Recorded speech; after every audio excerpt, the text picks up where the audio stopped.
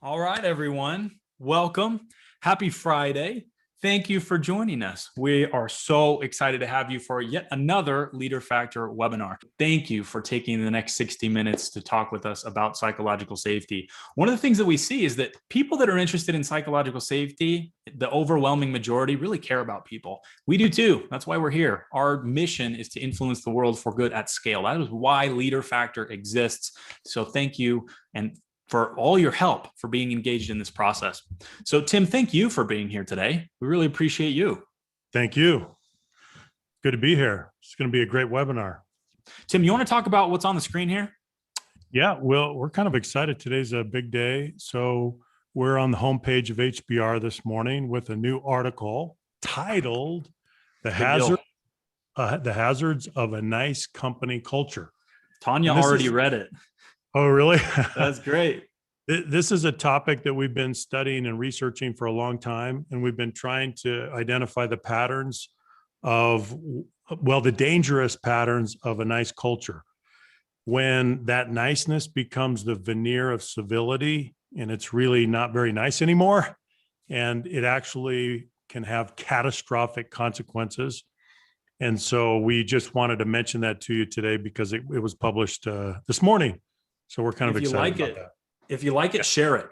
This is a topic that the world needs to understand. And so we want to get this out there. Yeah. And by the way, so one of the patterns is that nice cultures tend to arise in certain sectors of society: healthcare, education, government, the nonprofit sector, and voluntary associations or organizations. And the reason they arise, or they have the susceptibility to arise, is because nice cultures naturally emanate from benevolent missions. And so you'll see that. So they form with genuine intent, but then they go too far and they become dangerous, toxic, even catastrophic.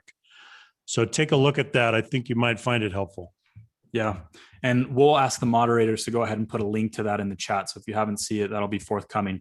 And if you want to stick around to the end, we're going to talk about how you can get a free copy of the book. We're going to be giving away 25 copies of the book today, in addition to some stuff that we're going to talk about regarding the online course. So stick around to the end and we'll talk through that. Yeah. Fantastic. Okay, so we're going to launch into this topic, what psychological safety is not. Now, isn't this interesting, Junior? Because we talk, I mean, if you read about psychological safety, we're talking about what it is. Yeah. But sometimes to understand what it is, we need to understand what it is not.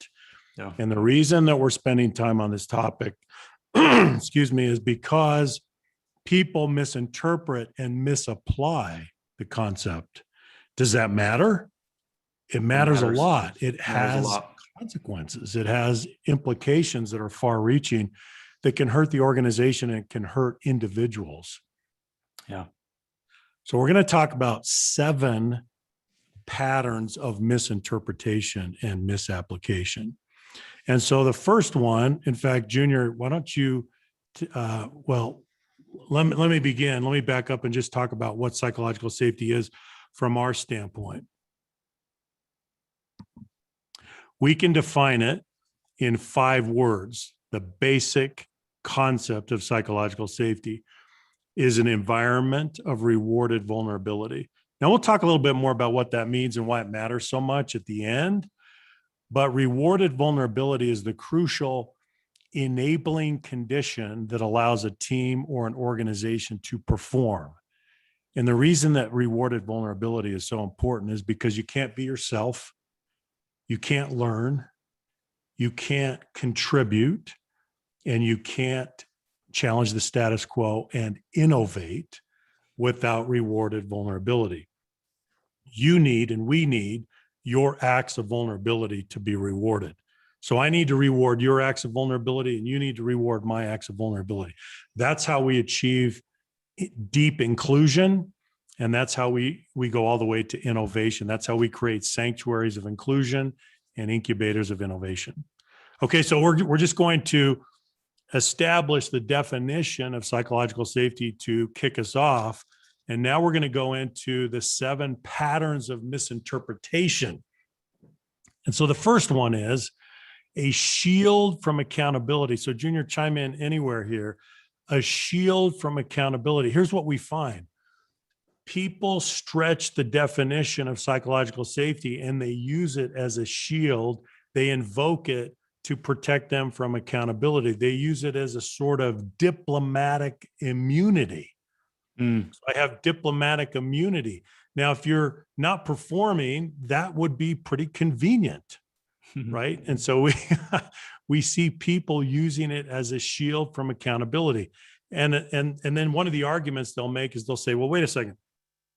In the past, you used fear and intimidation, command and control, manipulative and coercive tactics. And now we finally value people. And so what do?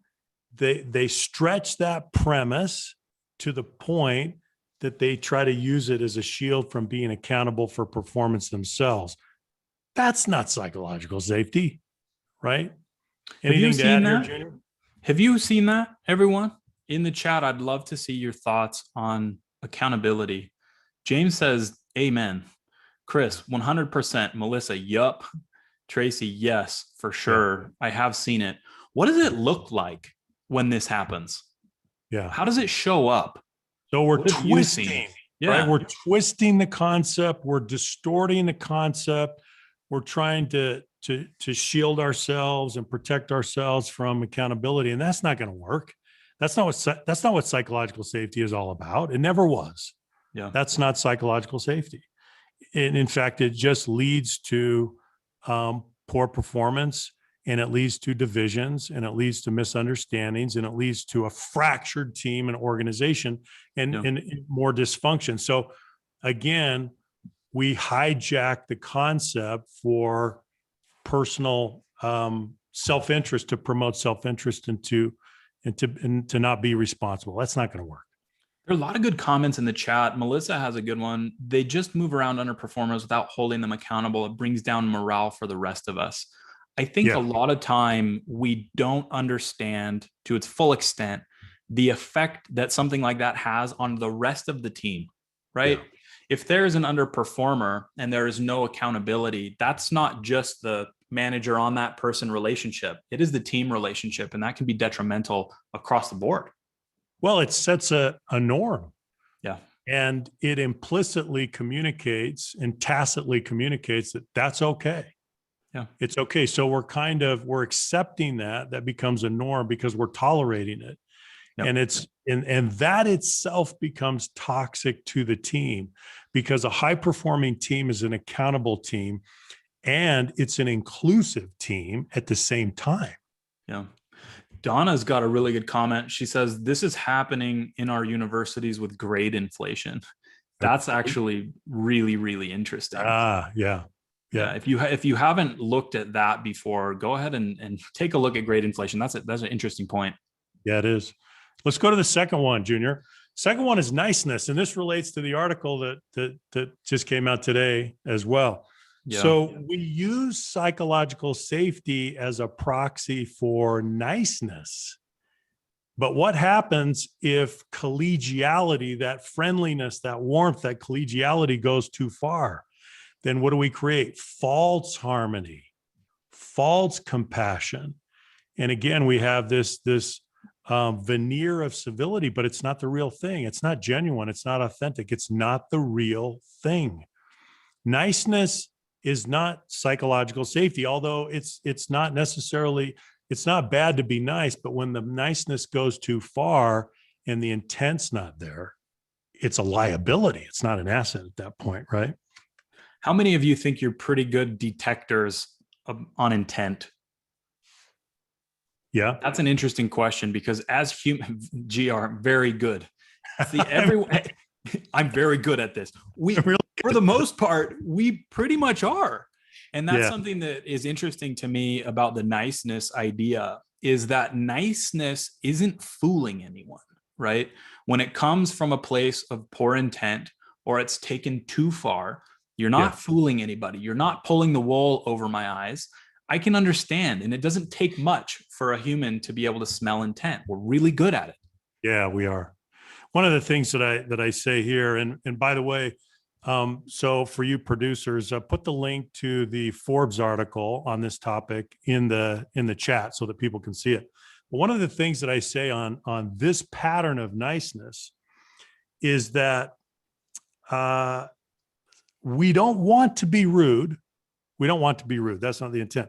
But a persistent and unreflective emphasis on being nice becomes a layer of denial that stands between us and reality. So we are buffering reality. And as soon as you start buffering reality, you start to suffer the consequences of isolation and insulation. And that's not your friend. That's not going to be your friend. So niceness can turn around and it can really hurt you if it starts to buffer you from reality, right?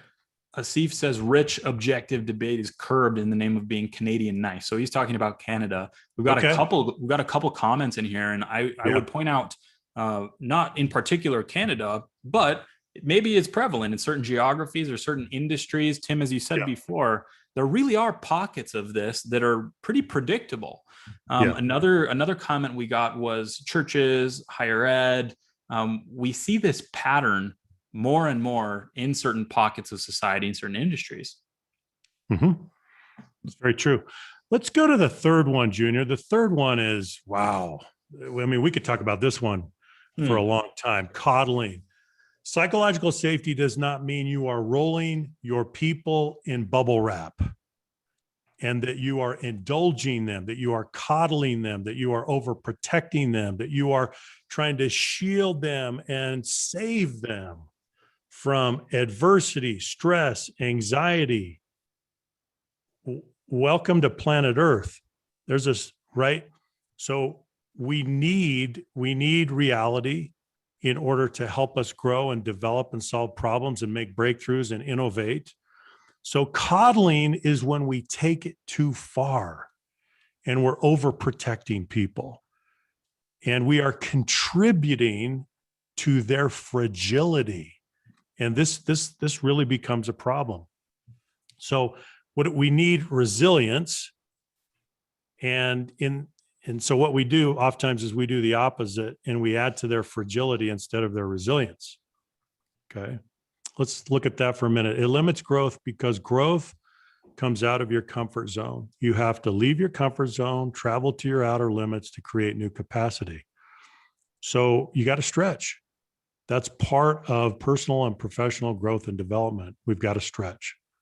So coddling is, right, we're taking it to an extreme, right? And I like that. Yeah, coddling is selfish. It really is. It's very self-serving. Okay. So one of the points that I make in the article is that psychological safety, yes, it means treating people with respect, but no more than the next person. There's no preferential treatment. There's no special dispensation, right?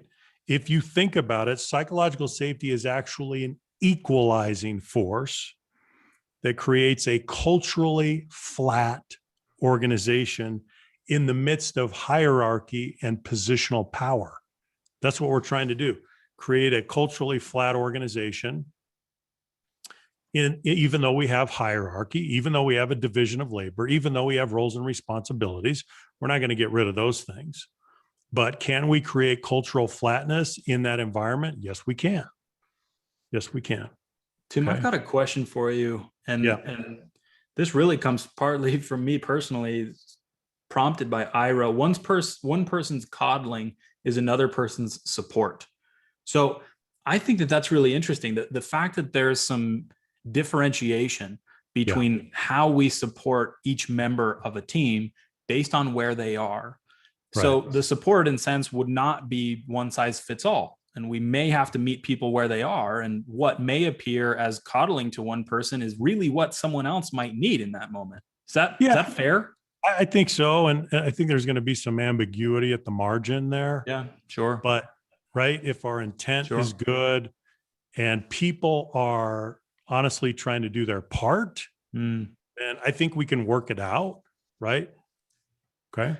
So, Tim, last one from Christy. I love this one. I sort of view coddling as keeping someone in that first stage of psych safety building forever. I Okay. love that. That's That's a a really good really way to good look at point. this. Yeah.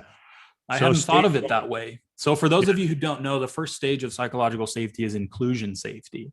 And there exists a point on the chart that we can share another time. That's the inclusion threshold. And if we're targeting all of our energy, right, to the exclusion of developing the other stages toward inclusion, and we yeah, never progress to learning and contribution and challenging, then we really get stuck. yeah, as if stage one is a destination. Yeah, it And so certainly we just isn't. actually, we're just stay there. Yeah, Yeah. that's not it. Yep. Let's go to the next one, Junior. The next one is, this one's fascinating. Consensus decision making. So the interpretation and the misapplication of psychological safety here is that people suddenly believe that we are embracing a consensus decision making model, and we're going to make decisions by consensus now. And so now you are invested, you are empowered with a vote. You have a seat at the table and you have a vote on everything that we're doing, because we're democratizing decision making. And we've suddenly done that because we have psychological safety. Again, we're distorting and we're twisting the true definition of psychological safety. It's not consensus decision making, right? So have you seen this pattern where people stretch the definition of psychological safety and they think it means decision making, consensus decision making, and they think that we're all going to have a vote, and so they're commandeering the concept again, right, in a way that can be very dangerous. So now everybody's suddenly invested with veto power, and we can weigh in on everything. Okay. What are some of the negative consequences of this, everyone? So if we move to a model of consensus decision making, what are the consequences and what do we inherit as product? Groupthink. Everything is slow. I think that's one of the things that I want to touch on is slow. Speed is so very, very, very important, especially in today's dynamic environment. We do not have time to hang around and wait for consensus, because in many cases it will never come as long as we wait. Yeah. And in other cases, the opportunity cost is just too high. We need to make a decision and we need to move forward. There are times where we want the consultation, but the consensus that can really be a trap, and we'll move way slower than we need to stay alive. So one of the things that's really important here, Junior, is that we need to be explicit about the decision-making model that we are using. Yeah. So that we are clear as we communicate expectations. So we're going to do it, for example, on our team. This is what we do, right, Junior? We employ a consultative decision-making model, but we specify who has the decision-making authority. So it could be you. Yep. Could be another member of the team. That is clear. And it's also clear that the rest of us have a consulting, informing, advisory role. Yep. So there's clarity from the beginning, not ambiguity. Who's got the decision-making power? We are advisors, and we're going to help in that process. That is the decision-making model in perhaps 99% of business decisions. I remember talking to an executive at a pharmaceutical company where they tried to adopt consensus-making decisions. It was an unbelievable, unmitigated disaster. And after 3 months, they pulled the plug because everything had ground to a halt. They couldn't get anything done. When you're in a very dynamic environment, you need decision-making velocity. It's critical for your adaptive capacity as an organization. And if you don't have that velocity, you put the entire enterprise at risk. So let's go to the next one, Junior. The next one is related to consensus decision-making, but it still has its own emphasis. Unearned autonomy.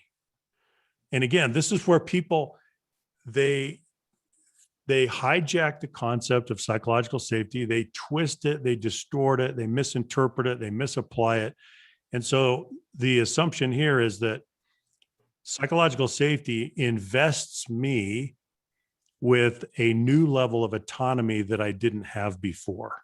And I can go forward, and I don't need the direction that I needed before. I don't need the support. I don't need the guidance. I'm just going to go. Yeah. Okay. So this is related to a couple of the other patterns that we've talked about so far.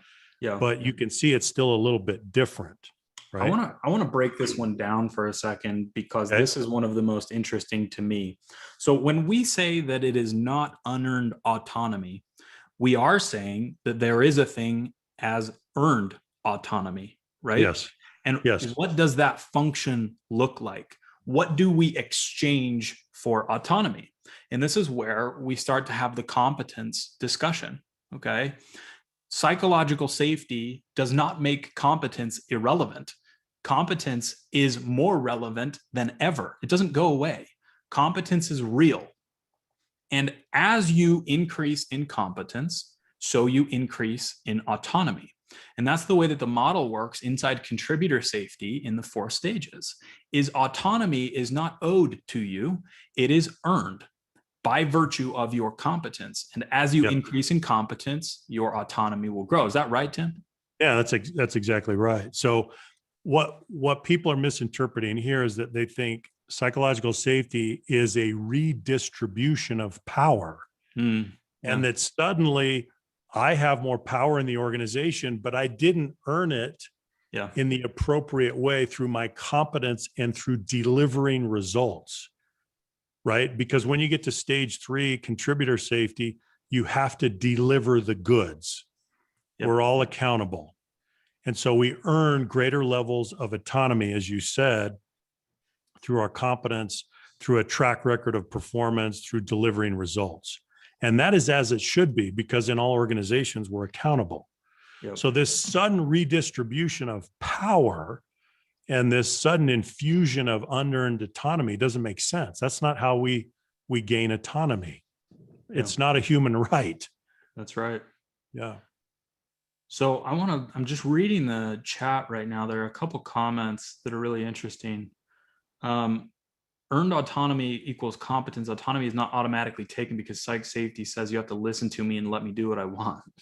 That's right. That's what we're talking about. That's what we're saying, Charles. That's what we're talking about. Charles asked, like, is this what you're saying? Yes, this is what we're saying. Yeah, I say. Yeah, go ahead. Well, one of the things. Wow, we're really off cadence here. Yeah, I'll start. So one of the things that I have seen, and I could be considered part of this generation, and so I can say it. So the millennial generation sometimes gets this wrong. And I say that because I've seen it over and over again, where they'll enter an organization and we haven't checked the competence box yet, but we say, like, hey, my opinion is ultra important and you have to listen to me, and I'm credible and we're going to go this direction. And they expect that this decision-making power and autonomy and influence is automatically granted. And sometimes it's in the name of psychological safety. Well, this is a psychologically safe organization, right? So I should be able to say, like, this is what we're going to do, and my opinion will also go. And that's just not how it works. You have to earn that influence. You have to earn the autonomy through your competence. You do. So a couple of the statements that I make in the article, Junior, I say, you don't have a right to less supervision. You don't have a right to be managed loosely or not at all. Yeah. You don't have a right to do things your way without discussion or approval, as if you have been granted pre-authorization to be your own boss. Yeah. That's not what psychological safety means. Yeah. Right? Certainly. Okay. So this is a tough one in some organizations. Let's go to number 6. Okay.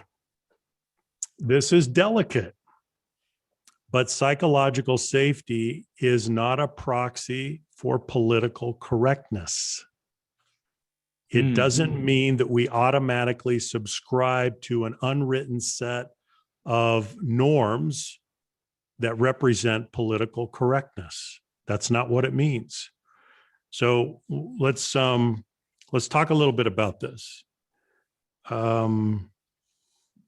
Psychological safety does imply sensitivity for your views, for your feelings, and for your human attributes. It does. It does mean that.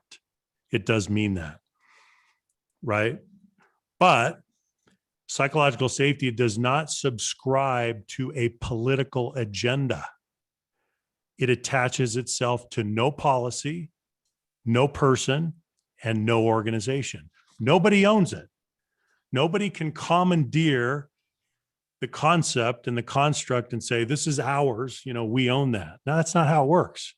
So it is not political correctness, even though it does mean absolutely sensitivity to people, to feelings, to demographics, to points of view, without doubt. One of the interesting things that we've been talking quite a bit about over the last several weeks is this distinction between humanity and human characteristics. And I think that this political correctness conversation falls into the same vein. What we're saying by humanity versus human characteristics is that humanity is above human characteristics, and our treatment of other people is based not on human characteristics, but based on their humanity and their membership in the human family. So the idea of treatment, it's far upstream. It's way farther upstream than getting down into the differences and having the political conversation. Is we're saying, right, not by virtue of your political affiliation or persuasion am I going to include you, but by virtue of your membership in the human family. You are a human, I am a human, and unless you present me with harm, I am morally obligated to include you and invite you into my society. That's what we say, and we believe strongly in that. That is our commonality, and we really need to remember that. Yeah, that's true. So psychological safety as a concept, therefore, is apolitical, nonpartisan, universal concept. And we're not going to get sucked into the fray on a particular issue with psychological safety. It's beyond that. Yeah. It's beyond that. So we just want to point out the quicksand that exists around or that is related to the connection between psychological safety and sometimes political correctness. We have to be careful about that. Okay, let's go to the next one. This is actually the last one, Junior, and then we're going to go into some pretty cool polling questions and discussions. So rhetorical reassurance, it may not be exactly obvious what we mean by this at the beginning. Rhetorical reassurance, but once I explain this to you, you're going to say, oh yeah, I've seen that. Rhetorical reassurance means that a leader believes that he or she can decree psychological safety into existence with words by simply saying something like, hey, everybody, we have psychological safety now. I'd really like to get your honest, candid feedback and input. And so let's do it because we have psychological safety now, right? Please speak up, give me your honest feedback, give me your candid input. It's now safe. Just making a declaration doesn't make it so. But how many leaders have we seen that do this? They make a declaration, they try to decree it into existence. They think by simply speaking the words, psychological safety appears. Have you ever seen that? Have you ever seen that? There's a TV show that some of you may have seen called The Office. When Michael Scott goes into the office and shouts, "I declare bankruptcy," I always think about that when I think about this concept. And everyone's like, that's not how this works. You don't just yell it into the ether. Yeah.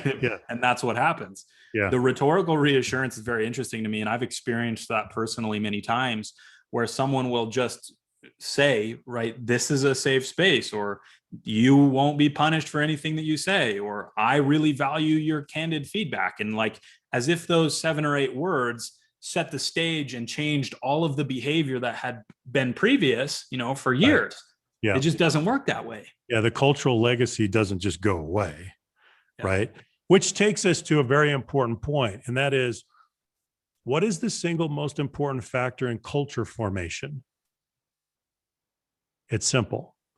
It's the modeling behavior of leaders. That's what has the biggest influence in creating the prevailing norms on a team, in an organization, in a social collective of any type. So you just can't come in and announce, oh, we are psychologically safe from this point forward. That's a denial of reality. That's just not real.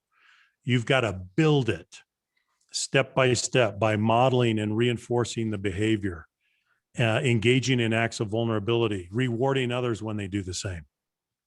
And Tim, it looks like in the chat, really on all platforms, it's looking like this has backfired on a couple people where it was told to them, right, this is safe. And so they shared their honest opinion and it didn't end so well. Yeah. You know, that's happened. And so this is where, for those of you who feel overly vulnerable here, or you've had bad experiences, I want you to remember this principle, and that is, show me, don't tell me. And when it comes to psychological safety, that's what we need to be asking. That's really the litmus test. Show me, don't tell me. Yeah. Right? Talk is cheap. It's lip service. You have to build this step by step, day by day, model it, reinforce it. And if you make a mistake, if you say or do the wrong thing, then apologize, acknowledge what you've done, try to make it better. We all need to do that, right? Because there will be times when people make mistakes, but we need to continue to monitor very carefully and protect the borders of respect. The last comment that I want to make on this point, there are a couple comments in the chat about returning to office, right? Going back to work. Yeah. And it provides us a unique opportunity to establish some new norms, right? Because we've been out of office potentially for a really long time. And for those of you that are going back into the office, and that culture is really kind of getting set up anew in a sense. You'll have some prevailing norms, but you have a real opportunity to make some gains during this transition period. So it's an opportunity for sure. Well, it is. Let's talk a little bit more about that opportunity, because as you may know, what a crisis does, the pandemic is a crisis. A crisis has an ability to liquefy the status quo. So it takes you from a state of equilibrium to disequilibrium. It puts you into a fluid state. That's what has happened. And so now we have this amazing, perhaps once in a lifetime opportunity to accelerate cultural transformation, because we've been liquefied.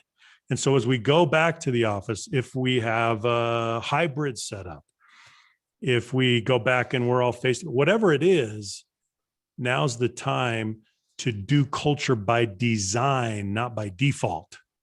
So if we can be very intentional about the way that we do it now, we have this opportunity, which is pretty great, pretty special opportunity. Yeah. We got a couple more things to cover, so hang with us till the end and we'll zip through this last part. Yeah. So in summary, I'm just going to show you the 4 stages of psychological safety for those of you who are not familiar with it. And this will connect with the polling questions that we just did. So psychological safety, as you may know, is a function of respect and permission, vertical axis and horizontal axis. Stage 1 is inclusion safety, which refers to the vulnerable activity of being included, accepted, and finding a sense of belonging. It's stage 1 because we know, based on survey research, that most people want to satisfy this need first. So this is our foundation. And then we go to learner safety, which is stage 2, which means that you can engage in that learning process without being marginalized or embarrassed. And then we go to stage 3, which is contributor safety, which means you take what you've learned and you apply it to try and make a meaningful contribution, make a difference. And then finally, we go to stage 4, which is challenger safety, which means that you feel safe to challenge the status quo without retaliation or retribution. But did you see the level of vulnerability that people feel? So The goal, the aspiration for every team and every organization is to move through the 4 stages, progress through those stages until you can get to challenger safety and then sustain those conditions, which is not easy to do because psychological safety is delicate, it's dynamic, and it's perishable. So that's just a summary of how the 4 stages work. And so thanks very much for going through those 7 patterns of misinterpretation. Hopefully that was helpful to you. So with that, Junior, I'll just turn it over to you. Okay, so now we're getting to something that is very exciting to us. We have been working so hard on the 4 stages of psychological safety online course. So I'm sharing my screen with you. For those of you who want to learn more about psychological safety, to learn more about the 4 stages model and become better at increasing psychological safety in your own life, this course is for you. So what we're doing today is offering 25 copies of the 4 stages of psychological safety book to the first 25 people that after this webinar, really now moving forward, sign up to take the online course. So the course to this page, or the link to this page, will be posted in the chat in both Zoom and all of the socials. So go ahead and click that, learn a little bit more about this, but we have put this together for the individual level to learn more about psychological safety and become better at it. So I'm not going to say more about it. The link will be in the chat. So please check this out. We would highly encourage you to go this route to help develop psychological safety. And the last thing I will mention, we do certification in the 4 stages. That's on the website as well. If you go to the 4 stages and then certification, you can learn more about that. Those have sold out every session since we've run them. And I think that we have 6 or 7 seats left for the available session. I think the next one that's available is in August. So if that is interesting to you and you've been keeping your eye on that, there are only 6 or 7 seats left. So I'm going to go ahead and stop the share and just take the last couple minutes to say thank you and tell you how you can engage with us in the future. So thank you for being with us for the last 60 minutes. We hope that you enjoyed it. If this is your first time being with us on a Leader Factor webinar, thank you. And please join us for the next one. We're going to be talking about a very interesting topic for the next webinar, and that's going to be in just about a month from now. You can follow us on LinkedIn. You can subscribe to us on YouTube. We are at the forefront of what's going on in psychological safety, and our entire team, I want to say thank you to them, all of them behind the scenes in sales and marketing and IT and client success and all of the things that we're doing. It's been a monumental effort, and we are continuing to work really tirelessly to get this content out into the world. And so with that, from my part, I want to say thank you. Tim, anything else from your end? Yeah, just one parting thought for everyone. When it comes to psychological safety, I want you to think about this. You either lead the way or get in the way. You cannot be a neutral party. So think about that. It's a bit of a sobering thought, but it's exciting. You're all cultural architects. We all are. We have a hand. We have a real role to play in shaping the prevailing norms of the organizations in which we work and work together. So keep that in mind, ponder that. And on behalf of all of us and the entire team here at Leader Factor, we thank you for attending with us, being with us for this hour. We're very grateful to be able to share the hour with you. Go out and do good things and influence the world for good at scale. How about that? That's a great way to end it. Thank you, everybody, for your time. Join us in the next one. Take care.